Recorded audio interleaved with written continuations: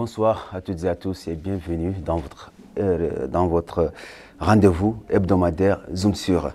La ville de Nouakchott vient de traverser l'une des crises hydriques les plus marquantes de ces dernières années, causée notamment par une concentration exceptionnelle de limon dans l'eau du fleuve. Cette situation a fortement perturbé la distribution d'eau potable dans plusieurs quartiers de la capitale, suscitant inquiétude et mobilisation.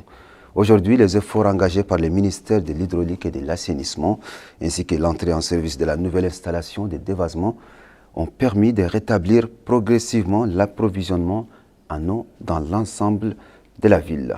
Le retour à la normale ouvre désormais la voie à une réflexion sur les leçons tirées de cette crise, les stratégies d'adaptation mises en œuvre et les perspectives à long terme pour garantir un accès durable à l'eau pour tous. Dans ce contexte post-crise, notre émission donne la parole à deux acteurs clés. M. Khan Oumar Mamadou, coordinateur national du projet de renforcement de sécurisation de l'approvisionnement en eau potable de la ville de Nouakchott. Bonsoir. Bonsoir. M. Sid Ahmed Baba, ingénieur du secteur, expert en traitement des eaux et fluides industriels. Bonsoir. Bonsoir. Alors l'objectif est de comprendre les coulisses de la réponse institutionnelle et d'interroger les fondements d'une politique de résilience face aux aléas hydriques. Alors, nous allons commencer avec M. Khan. Première question. Alors, quelles ont été les principales causes de cette pénurie d'eau en Nouakchott? Avant tout d'abord, je tiens à remercier la télévision nationale pour cette invitation et de l'opportunité qui nous est accordée pour expliquer la situation de l'approvisionnement, pour expliquer aux populations de la ville de Nouakchott la situation de l'approvisionnement en eau potable de la ville et sur cette pénurie d'eau récemment enregistrée au niveau de la ville.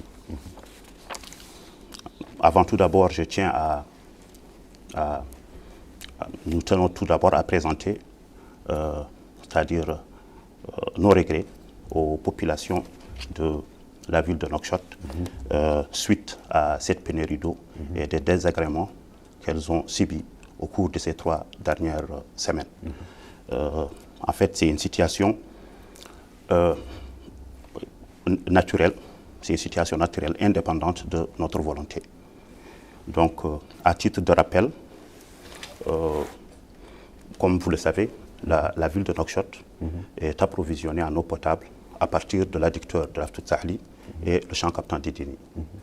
Les deux sources d'approvisionnement produisent un volume de l'ordre de 195 000 à 200 000 m3 par jour. De 195 000 à 200 000 m3 par jour. Pour des besoins en eau, c'est-à-dire en situation normale, pour des besoins en eau estimés à 240 000 m3 par jour. Donc, en situation normale, c'est-à-dire en période sèche, indépendamment de la période d'hivernage, nous enregistrons un déficit de l'ordre de 15%. Et en période d'hivernage, avec la remontée de la turbidité au niveau du fleuve, ce déficit s'accentue. Car la production au niveau de l'adducteur d'Aftout, qui est la principale source d'approvisionnement en eau potable de la ville, a baissé en passant de 150 000 m3 par jour à 60 000 m3 par jour, donc soit une baisse de 60%.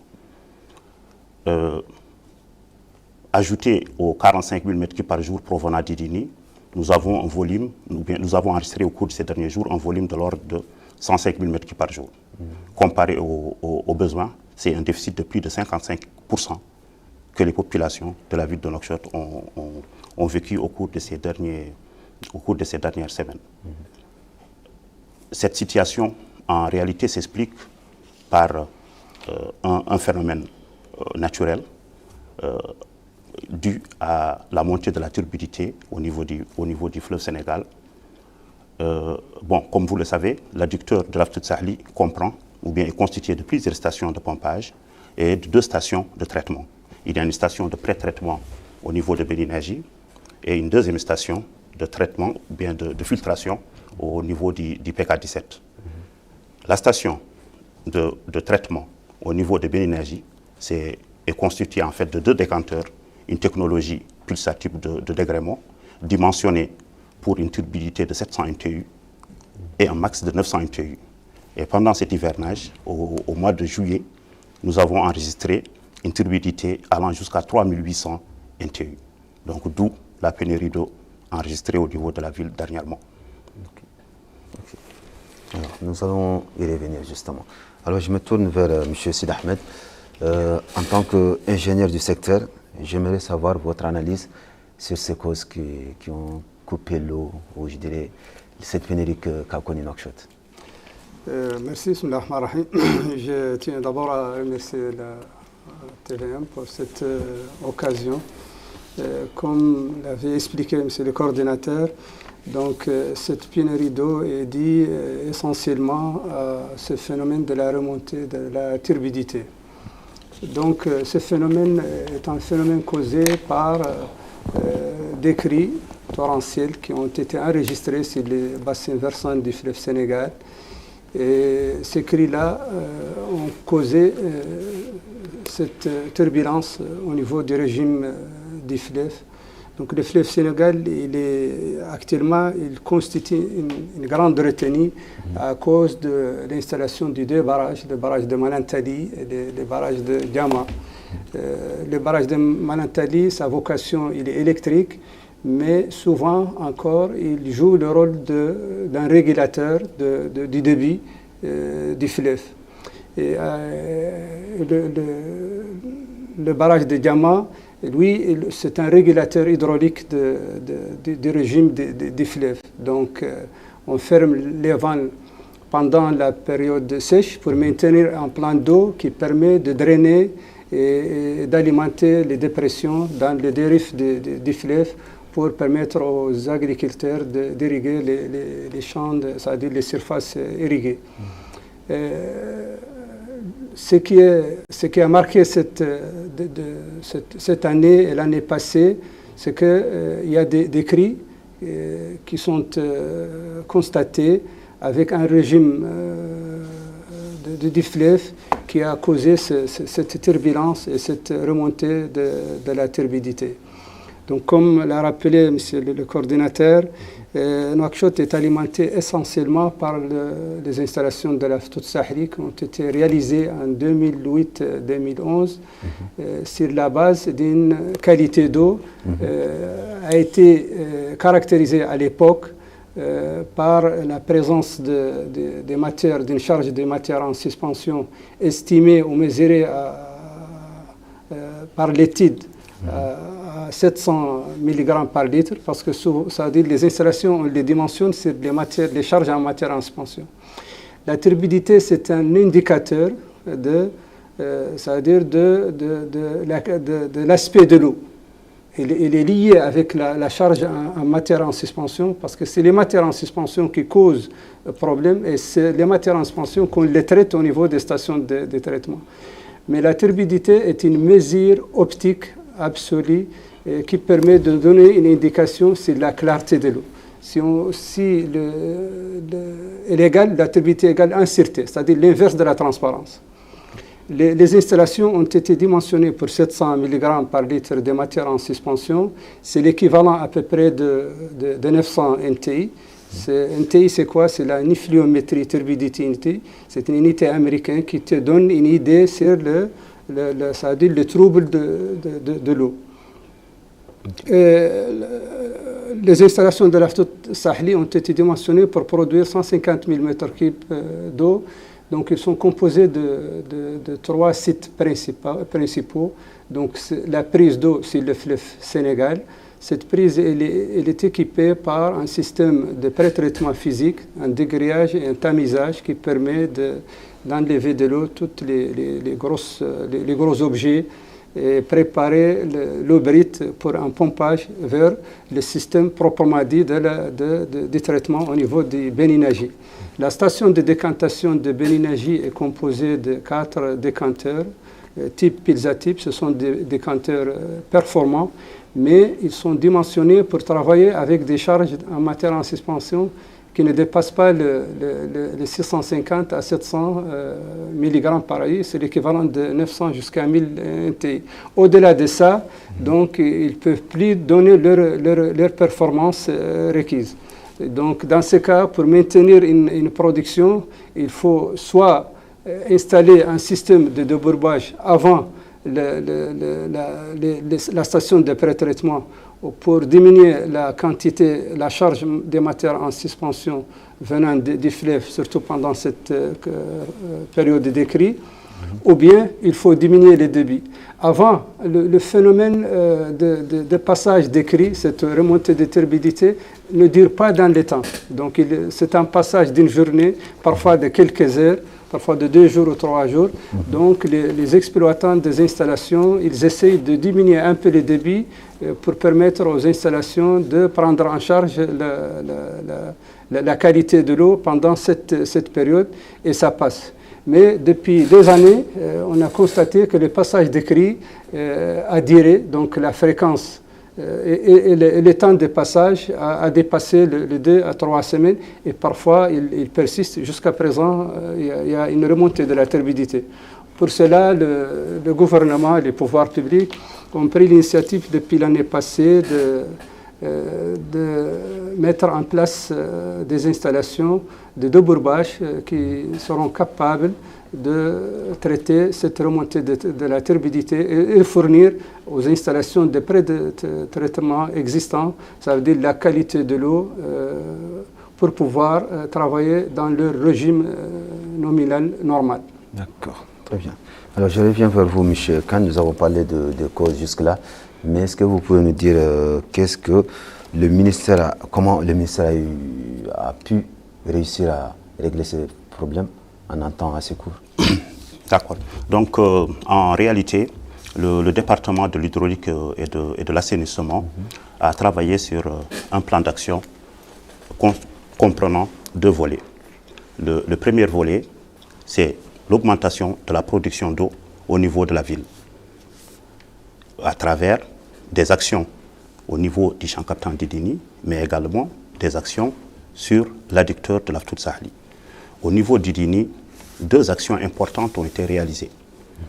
Nous avons pu redémarrer la station de surpression, l'ancienne station de surpression d'Idini, qui a été abandonnée depuis l'avènement d'Aftout Sahli en 2010. Et nous avons également posé 2 conduites de transport en DO500 entre le champ captant d'Idini et Nouakchott. Donc ces 2 actions ont permis de faire passer la production venant du champ captant d'Idini de 17 000 à 45 000 m3 par jour. Donc soit plus de 50% d'augmentation de la production. Et au niveau des installations de la Ftout Sahli, 3 actions principales ont été réalisées. Donc parmi ces actions, nous pouvons citer la remise à niveau des installations de la Ftout Sahli. Et cette remise à niveau a consisté essentiellement à la révision de tous les équipements électromécaniques du complexe Ftout Sahli et l'installation et le renouvellement d'une partie des équipements et l'installation de 2 nouvelles lignes de pompage. Une ligne au niveau de Bénénergie et une autre ligne au niveau de la station de relevage d'IPK17 à l'entrée de la ville de Nouakchott. Et dans ces conditions, nous sommes en fait, au niveau d'Aftout, nous sommes dans une situation plus ou moins relativement confortable parce que nous considérons qu'aujourd'hui que nous avons des pompes révisées et quasiment neuves et que toutes nos stations de pompage disposent de 2 pompes de secours. Et avec cette situation de confort, nous avons augmenté le régime, la vitesse de rotation des moteurs des pompes, ce qui nous a permis aujourd'hui de faire passer la production de l'adduction d'Aftout Sahli de 115 000 à 150 000 m3 par jour. Donc, les actions menées par le département pour augmenter la production ont permis de passer de 132 000 m3 par jour à 195 000 m3 par jour aujourd'hui. Le deuxième volet du plan d'action concerne la question de la turbidité du fleuve. Et pour vous dire, dès l'arrivée du gouvernement actuel, des instructions fermes ont été données pour trouver une solution définitive à cette question ou bien à cette problématique de la turbidité du fleuve devenue très récurrente au cours de ces dernières années. Aussitôt, au mois d'août 2024, c'est-à-dire quasiment la même période de l'année dernière, nous avons engagé des études de conception d'un système de débourbage au niveau de Béninagi afin d'abattre le niveau de turbidité de l'eau avant leur passage au niveau des décanteurs qui sont dimensionnés avec des turbidités plus faibles. Donc, à partir du mois d'août, donc les études ont été engagées et 2 conceptions ont été dégagées. Il y a une première conception qui a consisté à mettre en place un débourbeur statique, un débourbeur mais de type statique. Et une deuxième variante a été aussi étudiée, c'est la mise en place d'un débourbeur de type lamellaire. Et c'est cette dernière variante qui a été retenue, et elle comprend, en fait, c'est un ouvrage qui comprend 6 modules de débourbage, avec extensible à 8 modules parce que nous avons des attentes pour leur extension future. Et chaque module de débourbage est constitué d'un mélangeur rapide, d'un floquilateur et d'un bassin de débourbage équipé d'un pont racleur pour l'évacuation des boues. Et cette conception a été faite avec certes quelques exigences en termes de performance. Que cette usine devrait pouvoir nous permettre de passer avec une charge d'eau brute à l'arrivée de nos installations de 2400 mg par MES, et en fait de mg par litre en matière en suspension. L'installation devrait pouvoir rabattre en fait cette charge à 500 mg par litre en matière en suspension. Et un autre ratio avec un débit, c'est-à-dire une charge à l'entrée de 1400 mg par litre, l'installation devrait pouvoir rabattre cette charge et la ramener à 200 mg par litre. Donc, et ces seuils ces niveaux de charge de 200 et de 500 mg par litre injectés dans nos décanteurs, donc nos décanteurs arrivent à les traiter sans aucun problème. Maintenant, donc une fois que la conception a été effectuée, comme je disais tout à l'heure, au mois d'août, au mois de septembre, nous avons engagé le processus de passation de marché.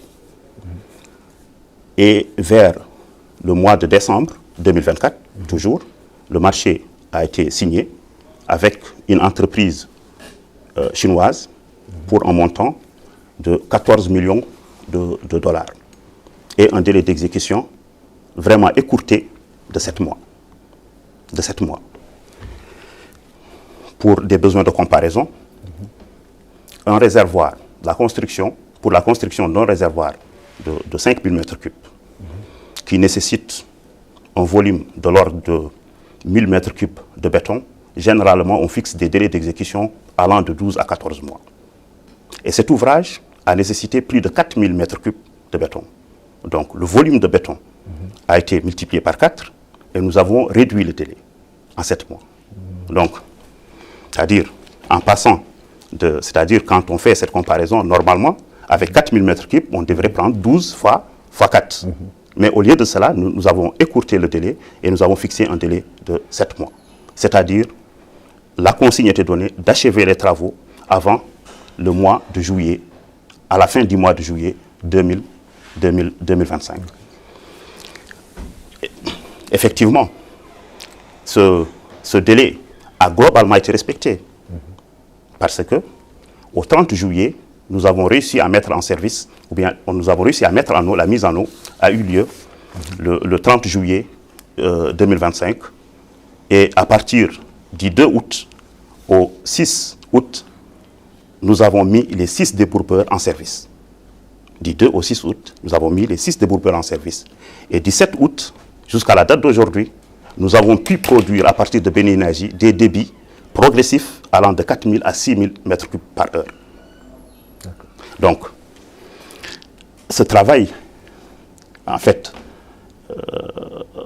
très colossal, a été rendu possible par l'implication du gouvernement, notamment, et en particulier, le Premier ministre, Madame la ministre de l'Hydraulique et de l'Assainissement, le ministre de l'Économie et des Finances, qui ont assuré un suivi régulier et très rigoureux de ce projet et ont levé également toutes les contraintes administratives, financières et techniques rencontrées durant l'exécution de ce projet. Très bien. Très bien.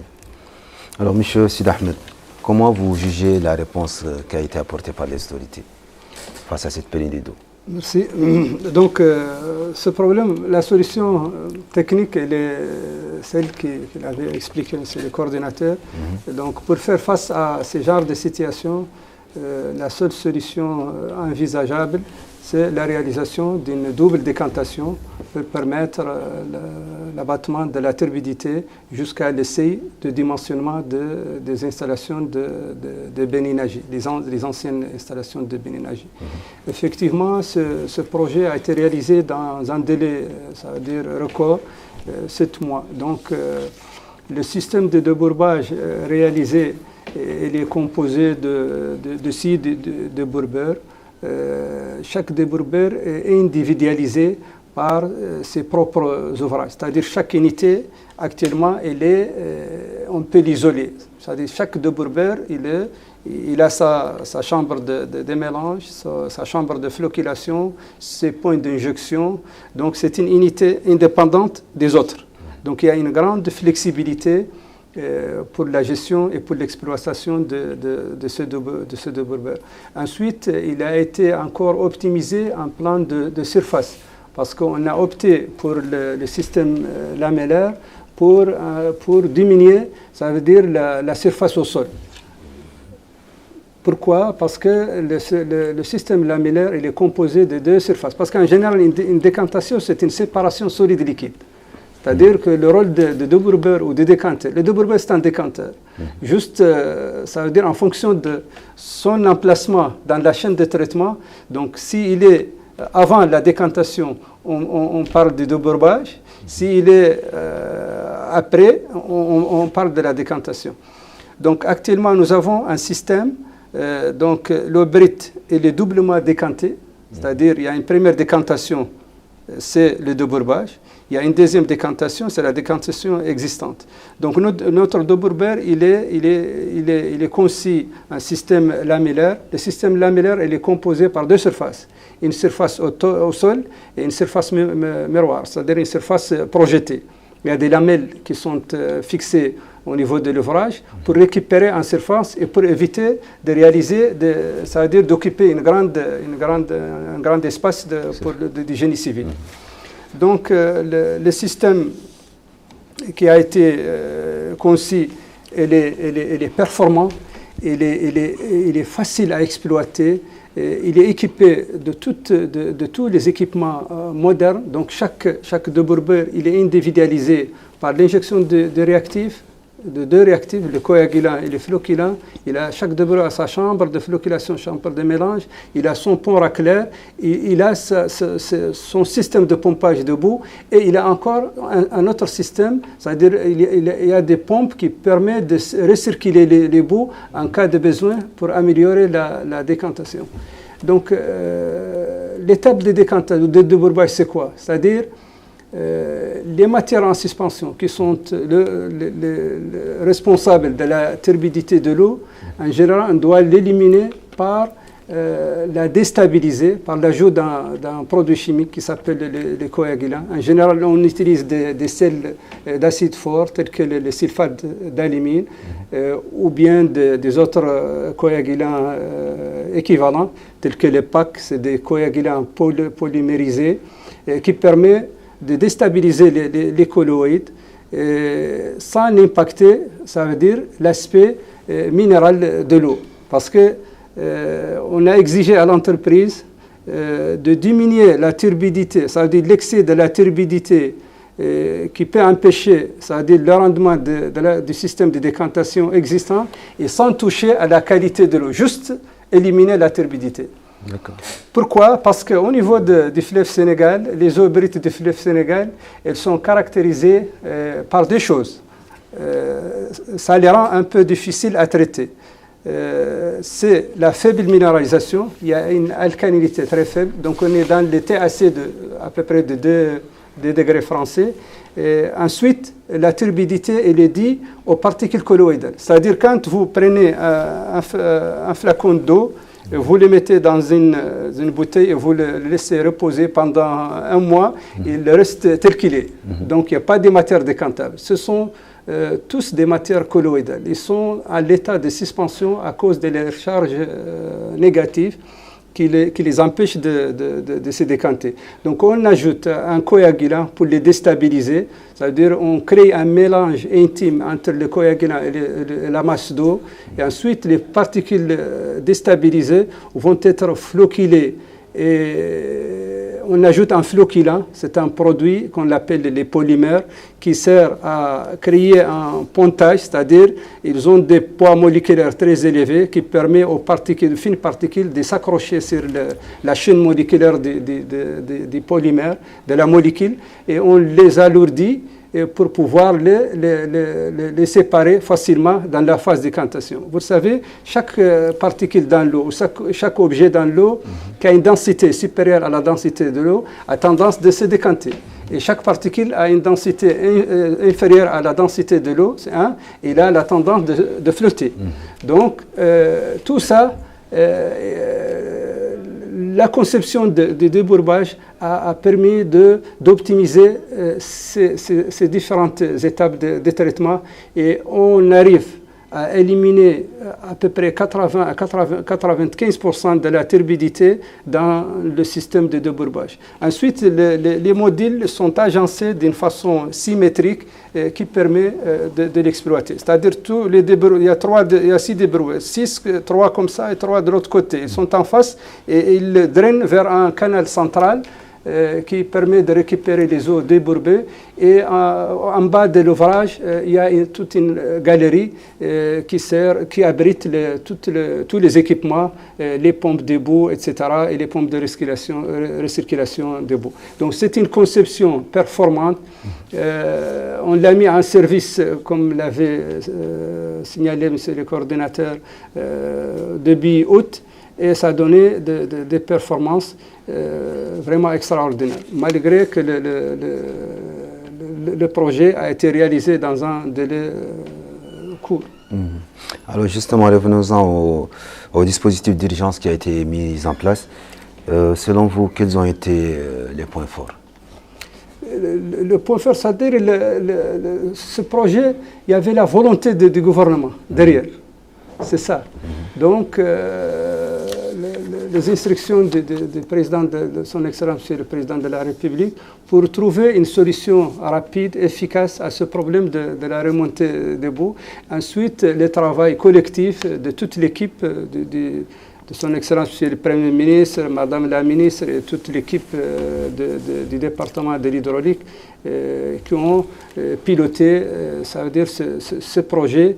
Et finalement, on a réussi à réaliser cet ouvrage et cette station, cette grande station de débourbage en 6 mois. C'est extraordinaire. D'accord, merci. Alors, M. Kane, j'aimerais que vous nous détailliez un peu le rôle de cette nouvelle unité de dévasement dans la résolution de cette crise. Donc, comme l'a dit tout à l'heure, en fait, M. Sid Ahmed, c'est l'expert en traitement des eaux. En fait, nous, réellement, comme je vous ai expliqué tout à l'heure, que c'est-à-dire les installations existantes de l'Aftout Sahli comprennent, comme je vous ai dit tout à l'heure, une station de pré-traitement au niveau de Béninagi et une station c'est-à-dire de filtration au niveau du PK17. Et c'est la station c'est-à-dire de Béninagi, ce sont des décanteurs qui sont dimensionnés pour une charge donnée de 700 NTU avec un max de 900 NTU. Malheureusement, au cours de ces dernières années, avec le changement climatique, les effets un peu de l'activité humaine sur le bassin versant du fleuve Sénégal, nous avons eu beaucoup de changements. Et aujourd'hui, depuis 2000, je vous donne quelques chiffres, en 2020, déjà nous étions à 1800 NTU. En la période 2021-2022, nous avons atteint un pic de 2400 NTU. Et rappelez-nous le NTU. NTU, c'est l'unité de mesure de la turbidité. Turbidity unité, c'est l'unité de mesure de la turbidité. La mesure de la turbidité. Donc, je disais, vous voyez, on a enregistré du 2000, du 2400, la période 2021-2022. En 2025, on a atteint les seuils des 3800 NTU. Donc, à 3800 NTU, en principe, nos stations de décantation devraient être arrêtées et ne devraient pas fonctionner avec ce niveau de turbidité. Parce que ces équipements, ou bien cette installation n'est pas conçue pour traiter ce niveau de turbidité. Donc, l'ouvrage qui a été réalisé, sa pertinence, c'est vrai, nous sentons son effet là aujourd'hui, mais surtout à l'avenir. Parce qu'on sent que la tendance est à une augmentation progressive de la turbidité d'année en année. Et sans cet ouvrage, c'est-à-dire sans le débourbeur, en réalité le débourbeur, pour vous expliquer de façon plus simple, nous avons une prise d'eau au niveau du fleuve Sénégal. Cette prise, c'est une station de pompage qui pompe les eaux du fleuve et refoule l'eau sur 6 km. À 6 km, nous avons un système de traitement qui est constitué de décanteurs. Donc, l'eau qui provenait de la station de prise était évacuée directement au décanteur. Aujourd'hui, nous avons greffé un ouvrage. L'eau transite par le débourbeur, subit un premier traitement avant de transiter au niveau des décanteurs. Donc, aujourd'hui, nous avons vécu l'expérience pendant ces journées. À 3500 NTU, le débourbeur nous a donné une performance extraordinaire. Nous avons pu enregistrer des valeurs inférieures à 100 NTU. Et comprenez qu'à 3600 NTU, les décanteurs, le système existant, n'est pas dimensionné pour traiter ce niveau de charge. Donc, tout de suite, pour compléter un peu les efforts consentis pour réaliser cet ouvrage ou bien ce projet dans les délais, donc je vous ai parlé tout à l'heure de la participation de tout le monde, tout le gouvernement a été impliqué. Et à titre d'exemple,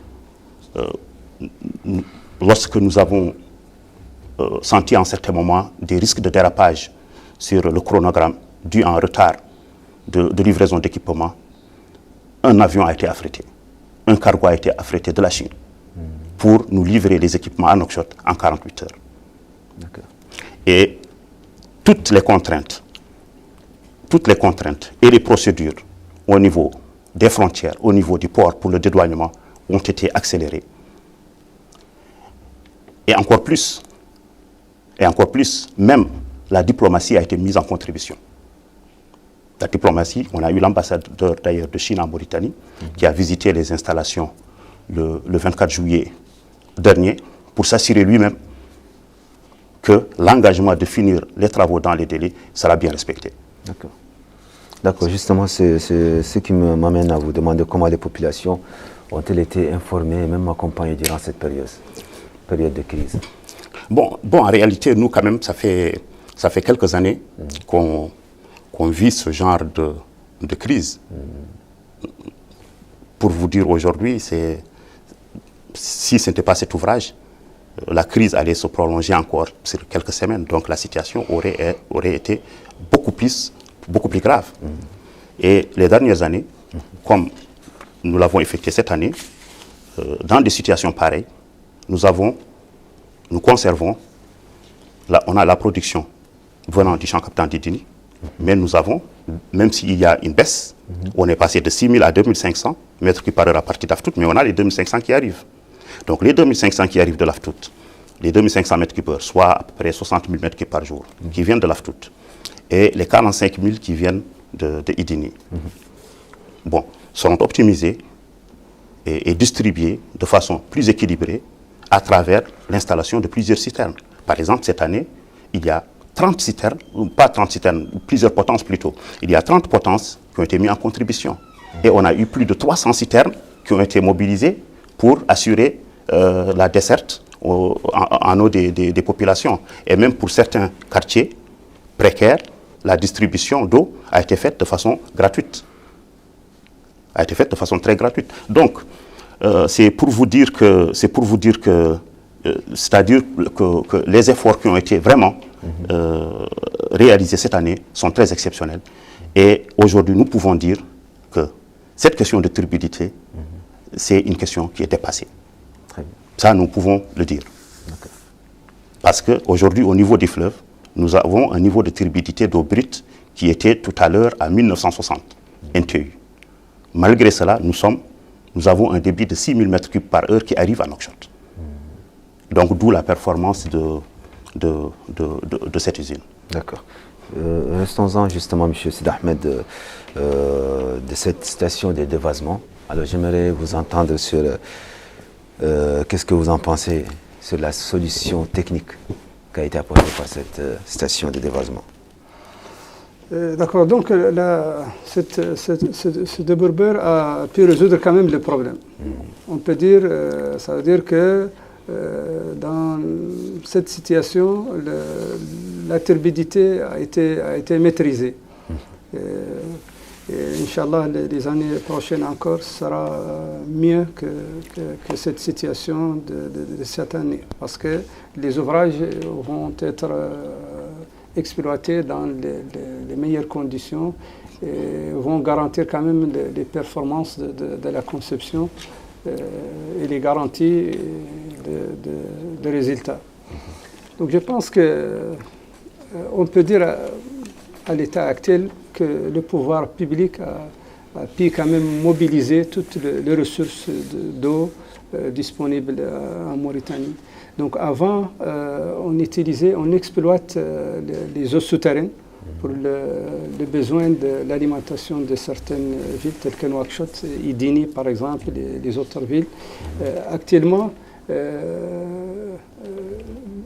la stratégie de l'État, c'est vers la mobilisation des ressources des eaux de surface, telles que les fleuves Sénégal, donc la retenue de Foum-le-Gleita, et ensuite la vision sur la mobilisation des ressources non conventionnelles telles que le dessalement des eaux de mer, qui représente la variante prometteuse pour la sécurisation de l'alimentation de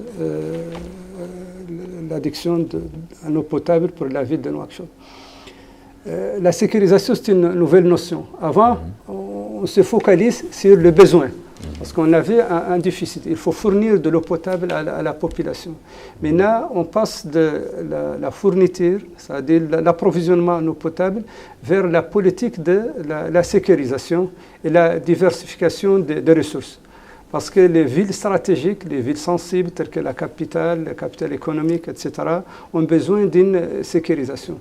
Donc il y a deux niveaux de sécurisation. Il faut d'abord sécuriser les sites de production sensibles par, c'est-à-dire 2 ou 3 alimentations électriques pour éviter les perturbations dues, c'est-à-dire aux coupures électriques, souvent sont justifiées par la maintenance des lignes, etc.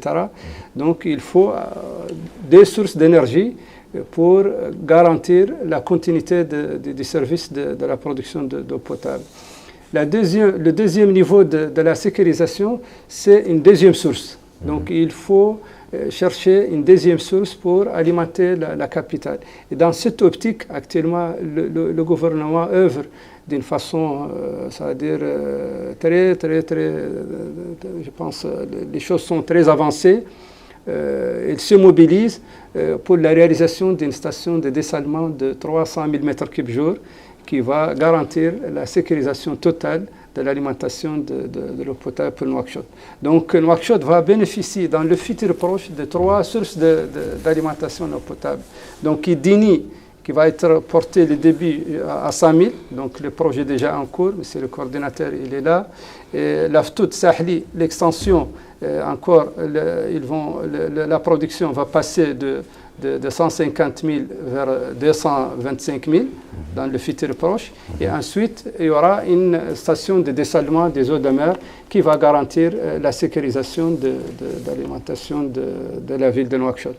Idem pour Nouadhibou encore. Nouadhibou, avec les efforts, parce que Nouadhibou actuellement, il est encore alimenté par deux sources. Il y a le nappe de Boulay Noir, il y a le renforcement et l'augmentation de la production qui a été inauguré tout dernièrement, le projet de renforcement de l'AIP de Nouadhibou. Ensuite, Nouadhibou encore bénéficie de deux stations de dessalement. Ce sont des stations pilotes, 5 000, c'est 10 000. Mais il y a une étude, il y a encore un travail, le gouvernement en train de mettre en œuvre, ça veut dire un projet encore très ambitieux pour une unité de 50 000 m3 jour pour le dessalement des eaux de mer pour la ville de Nouadhibou. Et ce sera la sécurisation totale de la ville dans le futur proche, Inch'Allah. Justement, le recours au dessalement est-il à vos yeux une stratégie viable, parce que vous avez parlé de Nouadhibou, mais lorsqu'on parle de Nouakchott, est-ce que c'est une stratégie ou un recours viable? Bien sûr. Donc, la mobilisation des ressources non conventionnelles, actuellement, c'est une nécessité. Nous bénéficions de 700 km de côtes. Donc, nous avons un littoral très large. Donc, pourquoi ne pas utiliser les eaux de mer comme les autres pays pour alimenter nos populations en eau potable? Donc, c'est vrai, le dessalement des eaux de mer a connu quand même plusieurs encore. L'historique du dessalement, avant, le dessalement était une technique très coûteuse. Ça veut dire qu'il consomme énormément d'énergie. Les anciens procédés de distillation consomment de l'énergie. Mais avec le développement des techniques membranaires telles que l'osmose inverse et cette avancée technologique extraordinaire dans le domaine de la récupération d'énergie, au niveau de la technologie de récupérateur d'énergie, actuellement, on a passé d'un ratio en consommation électrique spécifique de 5 kWh par mètre cube jusqu'à 2,2, 2,8. En Arabie Saoudite, actuellement, il y a des stations en dessalement d'eau de mer où ils ont baissé le coût de l'énergie jusqu'à 2,8 kWh par mètre cube. Donc, le dessalement est une variante prometteuse. Économiquement, il est compétitif par rapport aux autres procédés, aux autres technologies pour le traitement de l'eau de mer. Et nous, en tout cas, au niveau de la Mauritanie, actuellement, l'orientation du pouvoir public vers la mobilisation de toutes les ressources. Et ensuite, de faire le transport de l'eau des zones qui sont les zones bénéficiaires d'un potentiel hydrique important et faire transporter l'eau vers les zones qui ont des déficits en eau.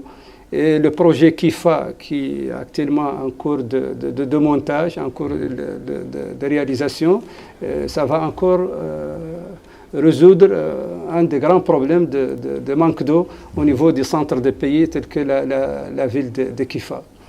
Donc, c'est ça les piliers de la stratégie de l'État pour c'est-à-dire la vision de la sécurisation et la mobilisation de toutes nos ressources et nos potentialités hydriques importantes. La Mauritanie, c'est un pays riche hydriquement. Donc, on est classé par je pense que la dotation d'un citoyen mauritanien, c'est 2500 mètres cubes an. Donc, au niveau des déclassements, on dit qu'un pays il est dans le stress hydrique lorsque la dotation d'une personne est inférieure à 1000 mètres cubes jour par an. Nous, notre dotation, c'est 2500 mètres cubes jour par personne. Soit 1500 de plus. Voilà, c'est 1500. Donc, on est riche en termes de ressources hydriques. Alors, M. Khan, quel retour vous avez en termes de retour d'expérience? Parce que si on revient sur cette crise, c'est vrai que ce n'est pas la première crise, mais c'est quand même l'une des crises qui ont été les plus marquantes. Alors, quel retour d'expérience tirez-vous de la gestion de cette crise justement à tous les niveaux, que ce soit logistique, que ce soit communication et même de coordination. D'accord, merci beaucoup. Donc en réalité, donc, indépendamment de cette problématique de la turbidité, il faut quand même souligner que la ville de Nouakchott a connu au cours de ces dernières années une évolution très rapide. Et le nombre d'habitants à Nouakchott a évolué de manière exponentielle.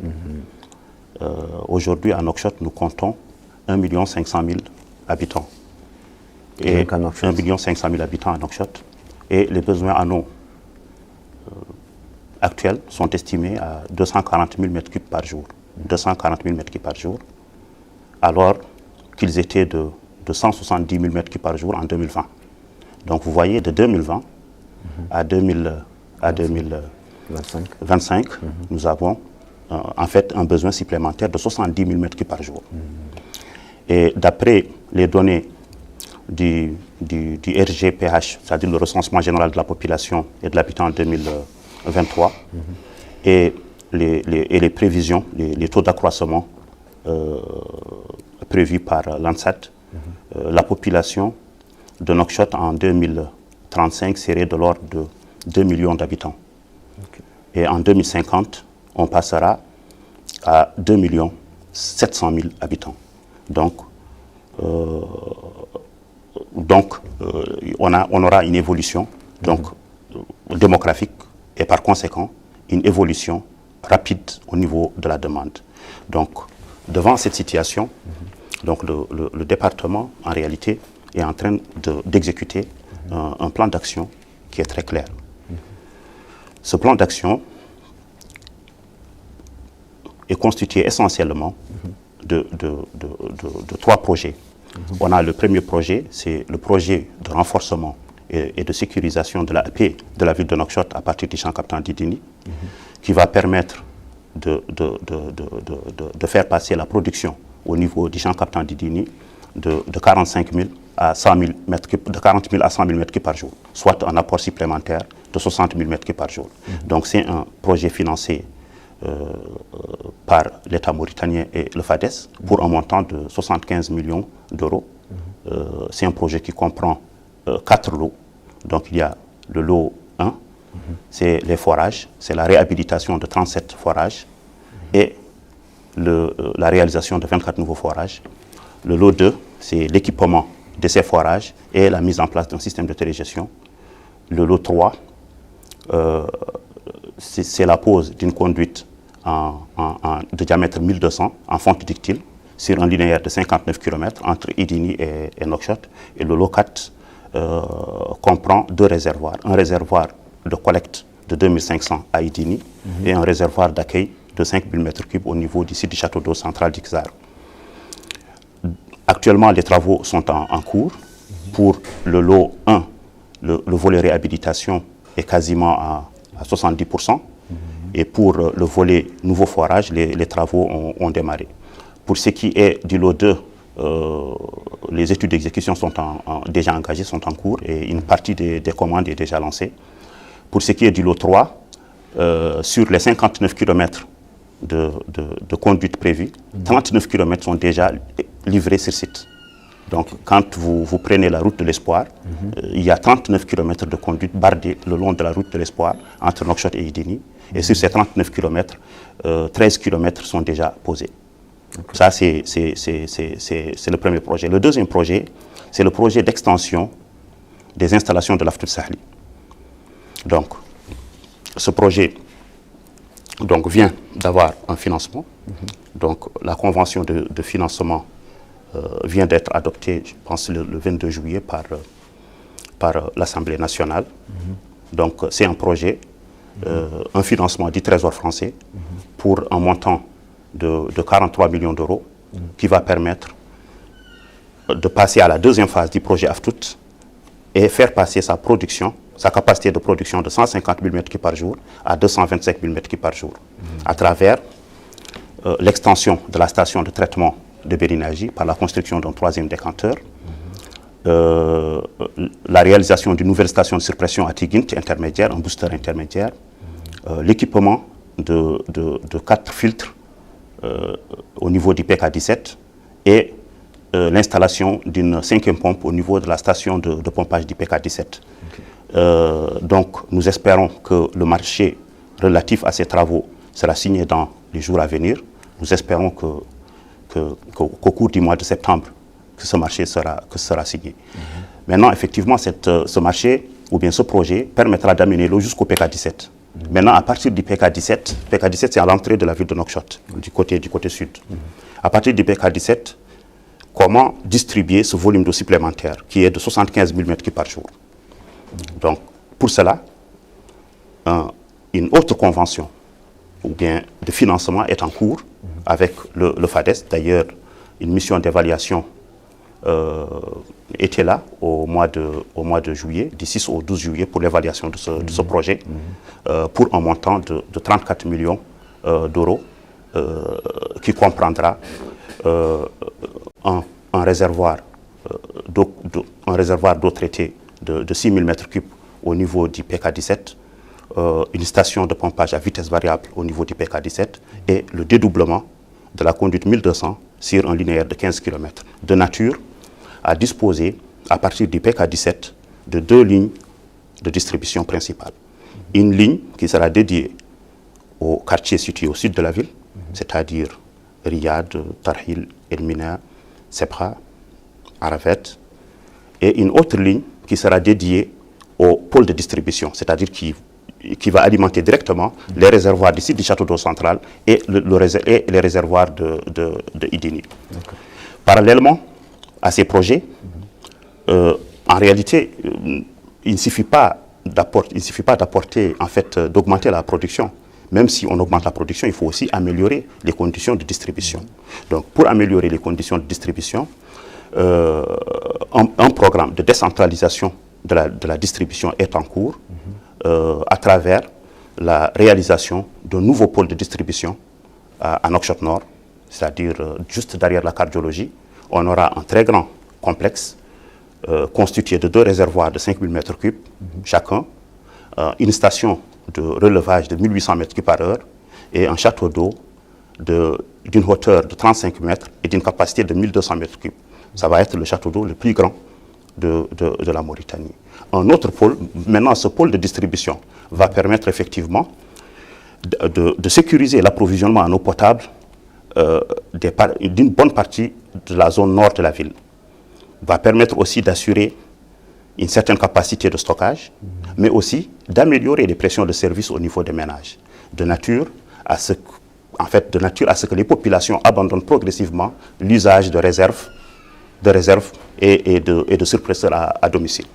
Donc, le même schéma, pour le même schéma, nous envisageons de faire le même, c'est-à-dire un pôle similaire au niveau de Nouakchott Est, du côté de Darnaïm, la zone industrielle de Darnaïm. Donc, c'est un projet déjà étudié et qui est actuellement en phase de recherche de financement. Très bien. Merci beaucoup, M. Khan. Alors, je reviens vers vous, M. Sid Ahmed, parce que je vois que le temps, déjà, il est terminé. Mais je vous donne quand même 1 minute pour dire quelque chose que vous n'avez pas eu l'occasion de dire dans toute l'émission, peut-être.